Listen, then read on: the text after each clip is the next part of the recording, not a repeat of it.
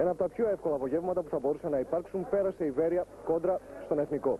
Οι Βεριώτες κέρδισαν με χαρακτηριστική άνεση 3-0 μετά από ένα παιχνίδι το οποίο αποτέλεσε μονόλογο για αυτούς. Είχαν πολύ περισσότερες ευκαιρίες, θα μπορούσαν να είχαν πετύχει κι άλλα γκολ κόντρα σε μια ομάδα η οποία δεν προέβαλε την παραμικρή αντίσταση.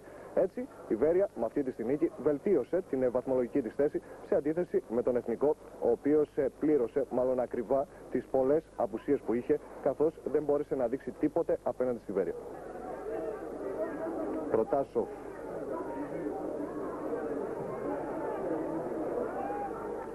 Πρόλαβε την μπάλα. Ο Προτάσοφ και έδωσε το σουτ και το 1-0. Να λοιπόν που η Βέρεια καταφέρει να ανοίξει το σκορ στο 5ο μόλις λεπτό της συνάντησης με τον Μπουρσαϊτίδη, στο 7ο λεπτό της συνάντησης, από την αδράνεια της άμυνας του Εθνικού. Εκμεταλλεύτηκε κατά τον καλύτερο τρόπο την πάσα που δέχτηκε από τον Προτάσοφ ο Μπουρσαϊτίδης και με δυνατό σουτ πραγματοποίησε το 1-0. Ο Μπουρσαϊτίδης, Προτάσοφ και πάλι για τον Μπουρσαϊτίδη, κοντά στο 2-0 ο Μπουρσαϊτίδης και χάνει την μεγάλη ευκαιρία. Τρούπκος. Πάσα του Προτάσοφ για τον Μπουρσαϊτίδη, για αυτούς αμέσως πάλι για τον Τρούπκο, η σέντρα. Ο Μπουρσαϊτίδης δεν μπορεί να βρει την μπάλα, έρχεται ο Στόικα, το σουτ πάνω στα σώματα.